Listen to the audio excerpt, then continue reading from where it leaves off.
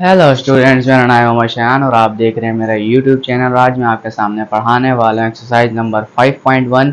कोशिश करते हैं 5.1 को सॉल्व करने की। और हमारा जो चैप्टर चल रहा है उसका नाम है बेटा वेक्टर डिफरेंशिएशन। जो इसके कॉन्सेप्ट्स मैंने आपको फर्स्ट वीडियो के अंदर समझा दिए थे, हर एक चीज़ को अच्छी तरीके से समझा दिया था। अब आइए बात करते हैं बेटा सॉल्यूशन की। तो हमें कह रहा है कि चार फंक्शंस हमें दिए गए हैं, वेक्टर फंक्शंस हैं, इसकी हमने डोमेन फाइंड आउट करनी है। तो बेसिकली अगर मैं आपसे बात करता हूँ, मैंने कहा क्वेश्चंस आपके सामने यहाँ पर लिख दिए गए हैं। मैंने कहा सबसे फर्स्ट वाले पार्ट की बात करते हैं। मैंने कहा देखो आर ऑफ टी बेटा बेसिकली क्या होता है, बेसिकली क्या होता है, बोलता है भाई F of T I plus G of T J plus H of T के साथ क्या आता है, ए आता है। मतलब ओरिजिनल एंड जनरल टाइप यही होती है। तो आपका जो पहला वाला फंक्शन लिखा हुआ है आर ऑफ टी, वो कैसे लिखा हुआ है, लिखा हुआ है 2t, फिर जी ऑफ टी की जगह क्या लिखा हुआ है, माइनस का 3t जे, एंड आगे क्या लिखा हुआ है, प्लस का 1/t, और इसके साथ क्या लिखा हुआ है, k। अब इसकी डोमेन क्या होगी, मतलब इन सब की डोमेन अलग अलग से निकालनी होगी, फिर इन सब के इंटरसेक्शंस देखने होंगे। तो इसका मतलब क्या हुआ कि भाई मेरा जो domain of R of T होता है वो बेसिकली क्या होता है, domain of F of T intersection domain of G of T intersection domain of H of T. ये आपने लाइन अच्छी तरीके से याद रखनी है कि तीनों का इंटरसेक्शन जब लेंगे जब ही हमें डोमेन मिलेगी। तो आइए बात करते हैं। मैं बोलता हूँ मेरा जो एफ ऑफ टी है वो लिखा हुआ है 2t। अब 2t जो है इसकी जो डोमेन होगी ना, मैंने कहा domain of F T, domain of F T वो बेसिकली सारे के सारे रियल नंबर्स पॉसिबल हो सकते हैं, कोई मसले वाली बात नहीं है। मैंने कहा अगला फंक्शन है आपके पास जी टी, वो कितना है, माइनस का 3t। इसकी जो डोमेन होगी ना आपके पास बेटा, वो भी सारे के सारे रियल नंबर्स पॉसिबल है, हो सकती है, कोई मसले वाली बात नहीं है। लेकिन जहां मैं बात करता हूं एच ऑफ टी की, तो बेटा 1/t जो है वो जीरो पे डिफाइन नहीं होता। इट मींस क्या होगा, आपका जो डोमेन होगा, domain of H of T होगा, वो क्या होगा, सारे के सारे रियल नंबर्स लेकिन जीरो को हटा के। तो इन तीनों में से जो कॉमन चीज है वो क्या है, कॉमन चीज है वो क्या, मतलब पूरा फंक्शन डिफाइन कब होगा, जब ये कंडीशन होगी। तो इसका मतलब क्या हुआ कि जो domain of R of T आपके पास आई वो कितनी आई, सारे के सारे रियल नंबर्स लेकिन जीरो उसमें नहीं होना चाहिए। अगर जीरो आ जाता है तो ये दोनों फंक्शन तो डिफाइन हो जाएंगे, ये डिफाइन नहीं हो पाएगा। That's why the domain of R of T is all real numbers except zero.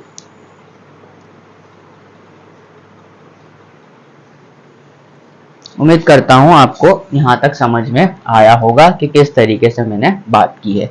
ठीक है, अब मैं अगले पार्ट की बात करता हूं। मैंने कहा थोड़ा सा शॉर्टली काम करते हैं, शॉर्टली काम करेंगे ताकि आपको समझ आए। ये मैंने जो है वो स्ट्रक्चर आपके सामने रख दिया है।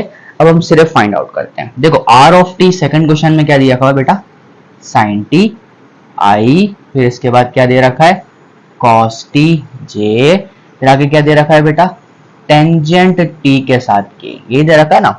अब देखो बेटा साइन टी फंक्शन क्या है आपके पास, साइन टी। तो बेटा साइन टी जो है वो सारे के सारे रियल नंबर्स पर डिफाइन होता है। ठीक है, फिर बात करते हैं कॉस टी। बेटा कॉस टी भी आपके पास सारे के सारे रियल नंबर्स पे डिफाइन होता है, मतलब हर रियल नंबर रखा जा सकता है। इसके बाद बात करते हैं बेटा टेंजेंट टी। तो टेंजेंट टी जो है वो वाई एक्सिस पर डिफाइन नहीं होता। It means all odd integer multiples of Y axis. It means क्या लिखूंगा, मैंने कहा सारे के सारे रियल नंबर्स पे तो ये होता है, लेकिन n पाई बाय टू के ऑड मल्टीपल्स पर नहीं होता, अगर n belong to odd numbers पर आ जाए तो मतलब क्या हुआ कि भाई ये वाला जो है आपके पास इसमें कॉमन होगा। तो इसका मतलब क्या है, आपका जो डोमेन होगा आर ऑफ टी का वो टोटली डिफाइन कब तक होगा, जबकि जब सारे के सारे रियल नंबर्स हों, लेकिन n पाई/2 नहीं होना चाहिए, जबकि आपका n क्या हो, एक ऑड नंबर हो। ठीक हो गया, उम्मीद करता हूं समझ में आ रहा है। बहुत ही ज्यादा आसान कॉन्सेप्ट है, पर आपने देखना है कि डोमेन होती कैसे है। ठीक है, अब बात करते हैं हम अगले वाले फंक्शन की। ठीक है, तो यहां से मिटा देते हैं इसको भी, और ये वाले फंक्शंस को भी चेंज कर देंगे, और ये वाले फंक्शन को भी चेंज कर देंगे, ताकि हमें जल्दी जल्दी काम कर सकें। अगला फंक्शन आपसे कहता है देखो बेटा 1 माइनस टी, 1 माइनस टी के बाद आई, फिर इसके बाद पॉजिटिव का रूट टी और positive 1 by T square and positive का के, यही कहता है। मैंने कहा देखो अब आपके पास क्या लिखा हुआ है 1 माइनस टी, अब मैं इस पर कुछ भी रख सकता हूं, मतलब सारे के सारे रियल नंबर्स इस पर डिफाइन होंगे, पॉजिटिव नेगेटिव सब। अब बात करते हैं बेटा रूट टी की। अब रूट टी के अंदर नेगेटिव रियल नंबर्स नहीं रखे जाते। इट मींस कि भाई it means positive real numbers इसकी क्या होगी, डोमेन होगी, जिसको मैं दूसरे अल्फाजों में क्या कह सकता हूं बेटा, क्या कह सकता हूं, पॉजिटिव रियल नंबर का मतलब है जीरो इंक्लूडेड है और इंफिनिटी इंक्लूड नहीं है, मतलब इस तरीके से, मतलब पॉजिटिव रियल लाइन। हाँ, अगर बात की जाए 1 बाय टी स्क्वायर की, तो यहाँ पे जीरो पे डिफाइन नहीं हो रहा, मतलब यहां से जीरो भी निकालना पड़ जाएगा मुझे, मतलब ये सारे फंक्शन पे डिफाइन होगा लेकिन जीरो पे डिफाइन नहीं होगा। अब इसका मतलब इन सब में कॉमन क्या है, पॉजिटिव रियल नंबर्स। क्या क्या कॉमन है, पॉजिटिव रियल नंबर्स। तो बेटा क्या होगा, इसकी जो डोमेन होगी वो सिर्फ और सिर्फ क्या हो जाएगी, पॉजिटिव रियल नंबर्स हो जाएगी। उम्मीद करता हूं समझ में आ रहा है, बहुत ज्यादा आसान है। ठीक है, अब मैं इसको यहां से भी रिमूव कर देता हूं ताकि हम अगला क्वेश्चन कर सके। ये हमने लिखा, ये नेक्स्ट क्वेश्चन की तरफ बढ़ जाते हैं। देखो अच्छा, अब बात करते हैं बेटा लास्ट क्वेश्चन की। बेटा देखो ये क्या लिखा हुआ है कॉस टी, कॉस टी के बाद बेटा क्या लिखा हुआ है कॉट जे, फिर इसके बाद क्या लिखा हुआ है बेटा कोसेक टी और के। अब देखो यहाँ पर बड़ी प्यारी सी बात है कि लिखा हुआ है कॉस टी, तो बेटा कॉस टी जो फंक्शन है ना आपके पास, वो सारे के सारे रियल नंबर्स पर डिफाइन कर दिया जाता है, कोई टेंशन नहीं होती। ठीक है, कॉट का फंक्शन जो है आपके पास, जो माइनस कॉट टी फंक्शन जो है, जो कॉट फंक्शन होता है आपके पास, वो एन पाई मतलब पाई के मल्टीपल्स पर डिफाइन नहीं होता, सारे मल्टीपल इंटीजर ऑफ पाई। तो मतलब मैं ऐसा कह सकता हूं ये सारे के सारे रियल नंबर्स पर डिफाइन होता है लेकिन एन पाई पर नहीं होता, जबकि एन पाई मेरे इंटीजर से आता हो। तो एन पाई पर कोई डिफाइन नहीं होता कॉट। ठीक है, मतलब इनफाइनाइट आंसर आ जाता है, क्योंकि आपको पता है कि साइन पाई की वैल्यू 0 होती है और बेटा जो कॉट होता है ना बेटा, वो बराबर होता है बेटा cos x upon sine x के। तो साइन एक्स ही जब 0 हो जाएगा तो डिफाइन होगा नहीं, तो इस वजह से हम साइन वाले चीजों को निकाल देते हैं। सेम तरीके से बेटा कोसेक, ये जो कोसेक है ना वो साइन का उल्टा होता है। साइन का उल्टा मतलब जहां साइन 0 वहां पर तो डिफाइन होना ही नहीं है। तो बेटा यहाँ भी क्या होगा, real numbers minus N pi where N belongs to Z, मतलब ये भी यहाँ पे डिफाइन नहीं होगा। तो उसमें कॉमन क्या है, सारे के सारे रियल नंबर्स तो मैं रख सकता हूं लेकिन कोई भी एन पाई का नंबर नहीं रख सकता। तो that will be the answer of the question. उम्मीद करता हूं समझ आ गया है, इसको लिखो फिर हम आगे चलते हैं। चलिए स्टूडेंट्स, बात करते हैं क्वेश्चन नंबर 2 की तरफ। कहता है कि find the limit of a vector function at t tends to 0, मतलब t टेंड्स टू 0 होगा तो इस वेक्टर फंक्शन की लिमिट क्या आएगी। लिमिट हमें सॉल्व करना आती है तो बेटा फटाफट से सॉल्व करेंगे। मैंने कहा देखो सॉल्यूशन, मैंने कहा देखो क्या होगा, limit t approaches to 0 r of t, मुझे फाइंड यही करना है। और क्या करूंगा, मैंने कहा limit t is approaches to 0, function क्या है बेटा e पावर 3t माइनस 1 के साथ i, and positive limit t is approaches to 0 root 3 plus t minus root 3 divided by 3t। इसके बाद क्या आएगा यहाँ पर j, and positive limit t tends to 0 क्या आ जाएगा बेटा 1 अपॉन 9t प्लस 1 के साथ k। तो उम्मीद करता हूँ ये यहाँ तक समझ में आ गया होगा कि हर साइड पर हमें लिमिट फाइंड करके बतानी है। तो बेटा क्या होगा, मैंने कहा limit t tends to 0 r of t is nothing but equal to, बेटा ये पूरा फंक्शन यहाँ पर जब मैं लिमिट अप्लाई करूंगा कितना हो जाएगा 3 इंटू 0 माइनस 1 के साथ क्या हो जाएगा बेटा i। ठीक है, अब यहाँ पे देखो रैशनलाइजिंग का हम कर सकते हैं काम में। तो मैंने कहा देखो लिमिट t अप्रोचेस टू 0, यहाँ पे हम बोलेंगे बेटा 3 प्लस टी माइनस का root 3 divided by 3t multiply by 3 plus T positive का root 3 divided by under root 3 plus T, and positive का रूट 3 के साथ j आ जाएगा। और पॉजिटिव यहाँ पे मैं क्या कर दूंगा 9 मल्टीप्लाई बाय 0 प्लस 1, और यहाँ पे कितना आ जाएगा k। तो बेसिकली ये क्वेश्चन हमने यहाँ तक रखा है। अब इसको हम यहाँ से देखते हैं। मैंने कहा limit t is tends to 0 r of t is nothing but equal to, बेटा ये 1 होगा 1 माइनस 1 0, मतलब 0 आई हो जाएगा, मतलब आई का फैक्टर लिखो ना लिखो आपकी मर्जी है। अब यहाँ से देखते हैं बेटा, limit t is approaches to 0, बेटा a square minus B square हो जाएगा बेटा, ये कितना हो जाएगा 3 प्लस टी, एंड माइनस का स्क्वायर करूंगा तो कितना आ जाएगा 3, नीचे कितना है बेटा 3t, और ब्रैकेट में कितना आएगा under root 3 plus T and positive root 3, और साथ कितना आ जाएगा j आ जाएगा, ठीक है। और आखिरी में क्या होगा बेटा 1/90, मतलब सिर्फ और सिर्फ k बचने वाला है, 1 बचेगा वहां, तो बेटा 3 से 3 कैंसिल कर दो, ठीक हो गया, और इस t से ये t कैंसिल कर दो, कितना बचेगा बेटा, limit t is approaches to 0 r of t is nothing but, इसको तो लिखो ना लिखो बात एक ही है, 0 i एंड पॉजिटिव। यहाँ पे देखो क्या बचता है बेटा, जिस पे लिमिट अप्लाई की जाएगी तो क्या हो जाएगा बेटा 1/3, और ये कितना हो जाएगा 3 प्लस 3, ओ 3 प्लस 0 मतलब रूट 3 प्लस रूट 3, मतलब 2 रेडिकल 3 हो जाएगा अंदर की तरफ, और आगे आपके पास क्या लिखा हुआ है k लिखा हुआ है और j इसके अंदर लिखा हुआ है, तो क्या होगा बेटा limit t approaches to 0 r of t की जो आपके पास लिमिट आएगी वो कितनी आएगी बेटा 0 i positive 1/6 root 3j and positive k, that will be the answer of the question. ये कितना ज्यादा आसान क्वेश्चन था, अब इसको लिख लो फिर हम आगे की तरफ मूव करते हैं। चलिए स्टूडेंट्स बात करते हैं क्वेश्चन नंबर 3 की तरफ। इसके 4 पार्ट्स हैं। कहता है आपके पास u आपके पास एक वेक्टर है, v भी आपके पास एक वेक्टर है, और h आपके पास एक स्केलर फंक्शन है जो कि लास्ट पार्ट में इस्तेमाल हो रहा है। बकाया आपने इन सारे एक्सप्रेशंस की वैल्यू फाइंड करनी है, तो आइए एक एक करके फाइंड करते हैं। लिमिट फाइंड करना हम सबको आती है, तो बेटा क्या होगा लिमिट t अप्रोचेस टू 0, बेटा u vector plus v vector is nothing but equal to limit t approaches to 0, क्या होगा बेटा u वेक्टर लिखेंगे, u वेक्टर क्या है बेटा t square i minus 2j, इसके बाद क्या होगा positive limit t approaches to 0, v vector आपके पास क्या है बेटा 2ti माइनस 5k। उम्मीद करता हूँ समझ में आ रहा है। तो आपके पास आंसर कितना आएगा बेटा, यहाँ 0 पुट कर दो बेटा 0i हो जाएगा, माइनस का 2j ऐसे ही रहेगा पॉजिटिव, ये बेटा 0i हो जाएगा, और माइनस का 5k आपके पास ऐसे ही रहेगा। आपका टोटल आंसर कितना आ जाएगा बेटा minus 2j and minus 5k, that will be the answer of the question. तो बात करते हैं बेटा सेकंड क्वेश्चन की।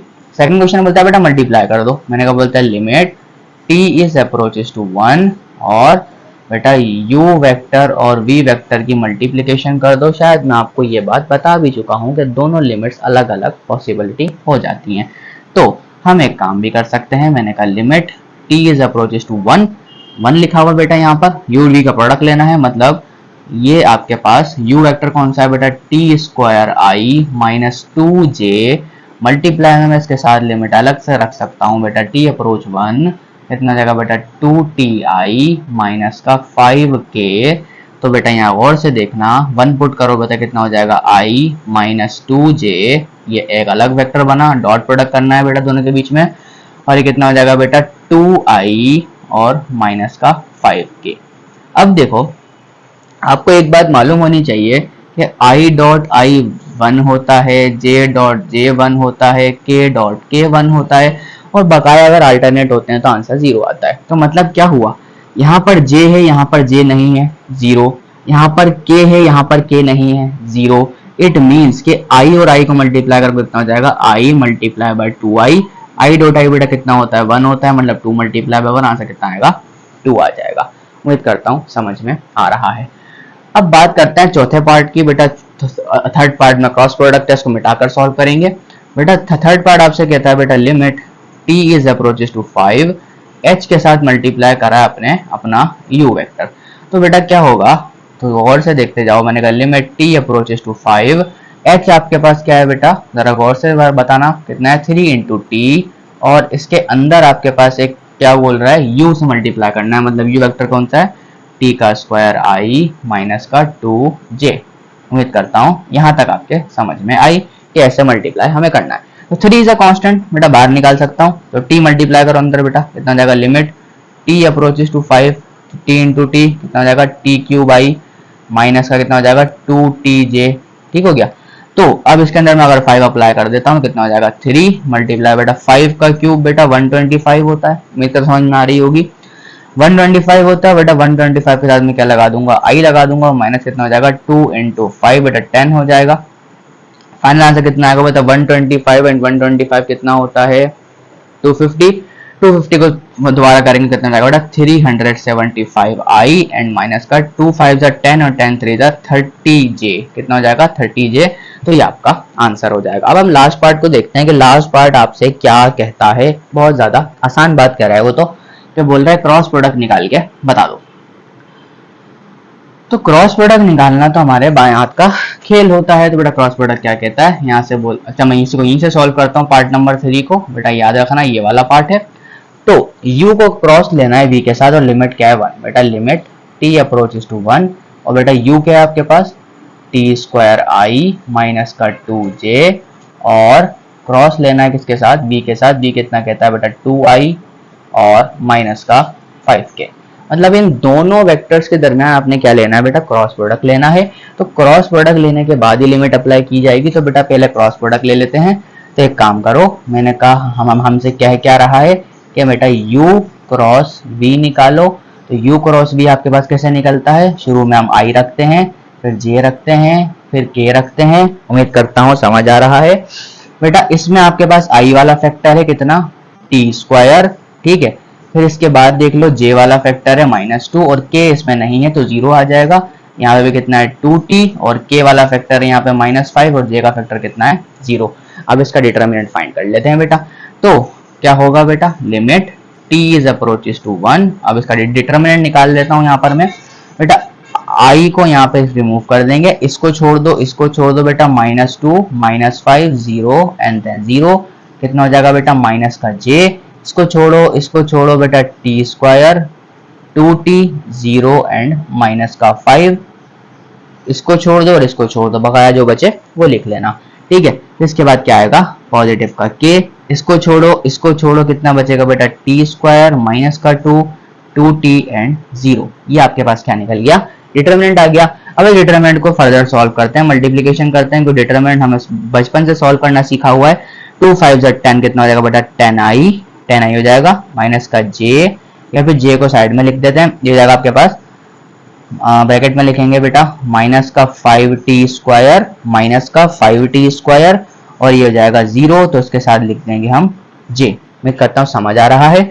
और आगे बेटा क्या हो जाएगा k, और k के अंदर क्या लिखा हुआ है ये 0 हो जाएगा और माइनस ऑलरेडी होता है और एक माइनस और है, मतलब कितना हो जाएगा 4t। उम्मीद करता हूँ यहाँ से आपके समझ में आ गया है। अब जहां जहां t है बेटा वहां 1 रख के देख लेंगे हम, आंसर आ जाएगा बेटा 10i और माइनस माइनस बेटा प्लस 5t की जगह 1 रख दो, ठीक हो गया, और 4 की जगह t की जगह 1 रख दो, कितना आ जाएगा k। आंसर कितना है बेटा 10i और प्लस का 5j एंड पॉजिटिव 4k।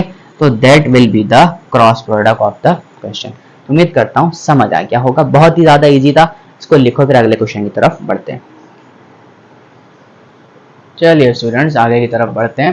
कहता है आपके पास ये फंक्शन है बेटा, शो करके दिखाओ ये कंटिन्यूस है। तो मैंने आपको एक बात बताई थी कि कंटिन्यूस फंक्शन हम कैसे चेक करते हैं। हम चेक करते हैं, मैंने कहा limit t approaches to pi by 4, क्योंकि लिमिट आपके पास क्या दे रखी है pi by 4। r of t में पुट करने के बाद उसका आंसर जो है वो r ऑफ पाई बाय 4 के अगर इक्वल आ जाएगा तो मेरा फंक्शन कंटिन्यूस कहलाएगा। तो मैं करता हूँ ये काम हम आसानी से कर सकते हैं। सबसे पहले हम करते हैं कि बेटा r ऑफ पाई बाय 4 रखकर चेक करते हैं। थोड़ा कितना हो जाएगा आपके पास साइन स्क्वायर पाई बाय 4, ठीक हो गया, i positive tangent pi by 4 बेटा मतलब क्या होता है 45 डिग्रीज होता है। ये हो जाएगा आपके पास पाई डिवाइड बाय 4 हो जाएगा k, ठीक है यहाँ तक, ठीक है। तो इस चीज को मैं ऐसा भी लिख सकता हूँ, मेरा साइन पाई बाय 4 होता है 1 बाय रेडिकल 2, 1 बाय रेडिकल 2 का स्क्वायर कितना होगा 1/2 i plus tangent pi by 4 बेटा 1 होता है और ये कितना हो जाएगा 4/पाई के साथ k। मतलब मान लो आपका पहला आंसर ये आता है। अब मैं लिमिट अप्लाई करके चेक कर लेता हूँ। मैंने कहा limit t approaches to pi by 4 r of t is nothing but equal to limit t approaches to pi by 4 कितना हो जाएगा बेटा sine square ti and positive limit T approaches to pi by 4, ये कितना हो जाएगा बेटा tangent T जे, और ये कितना हो जाएगा limit T is approaches to pi by 4 1 upon T के साथ के। तो लिमिट अप्लाई करूँ या वैसे रखूँ, बात तो एक ही है ना यहाँ पे, ठीक है। लिमिट अप्लाई करो, लिमिट अप्लाई करने पर ये कितना हो जाएगा बेटा, ये हो जाएगा आपके पास sine square pi by 4 plus यहाँ कितना हो जाएगा टेंजेंट पाई बाय 4 के साथ जे, इसके साथ आई आ जाएगा, इसके साथ क्या हो जाएगा 1 अपॉन पाई बाय 4 के साथ के। तो कोई फर्क तो वैसे नहीं पड़ रहा, तो सिंपल सी बात है, आंसर कितना आएगा, इसका आएगा 1 अपॉन 2 आई, और इसका आ जाएगा बेटा ओनली पॉजिटिव जे, और कितना आ जाएगा 4 अपॉन पाई के। इसको बोल दो 2।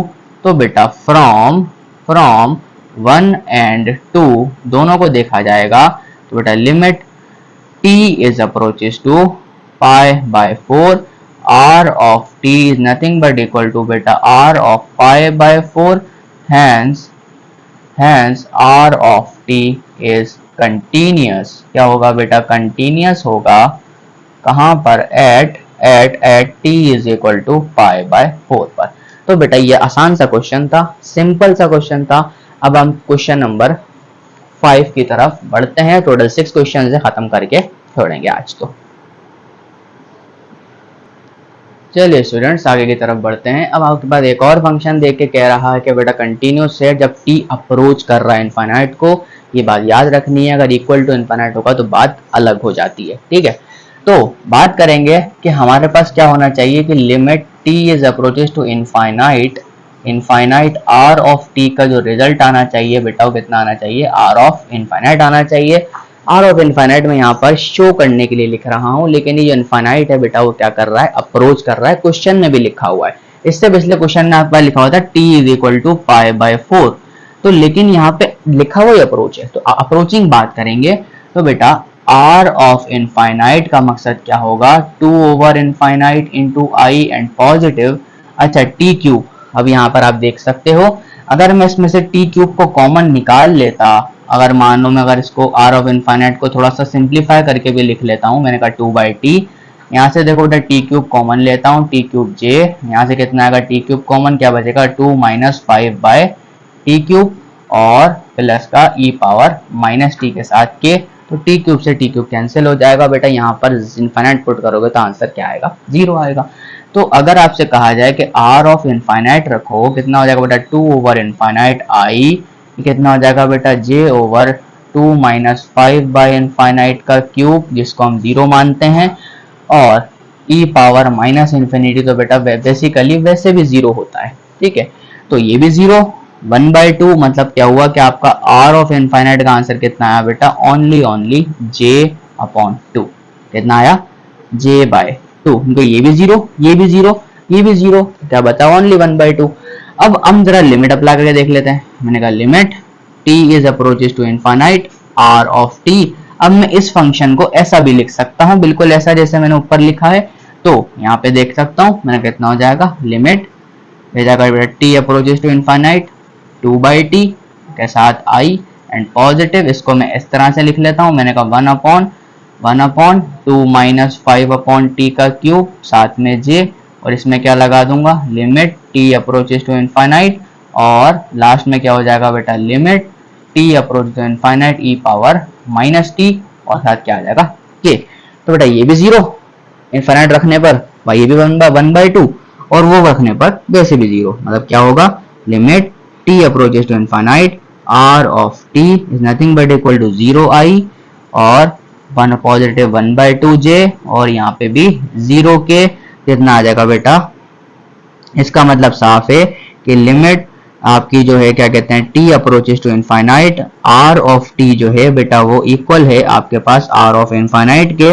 तो आपका क्वेश्चन यहाँ पर बिल्कुल शो हो गया कि ये फंक्शन कंटिन्यूस होगा। इसका भी आंसर बेटा 0 0 से कोई फर्क नहीं पड़ता, 1/2 j या j/2 बात एक ही होगी। 5वां क्वेश्चन हमने सॉल्व कर लिया। अब लास्ट क्वेश्चन की तरफ हम बढ़ते हैं, एक्सरसाइज को कंप्लीट कर देंगे, फटाफट लिख लो। चलिए स्टूडेंट्स बढ़ते हैं अपने नेक्स्ट क्वेश्चन की तरफ। कहता है कि बेटा आपको यहाँ पर ऐसी कौन सी t की वैल्यू रखनी चाहिए हमें, और कौन सी t की वैल्यू नहीं रखनी चाहिए। मेरा फंक्शन बस कंटिन्यूस होना चाहिए, कंटिन्यूस बताना है।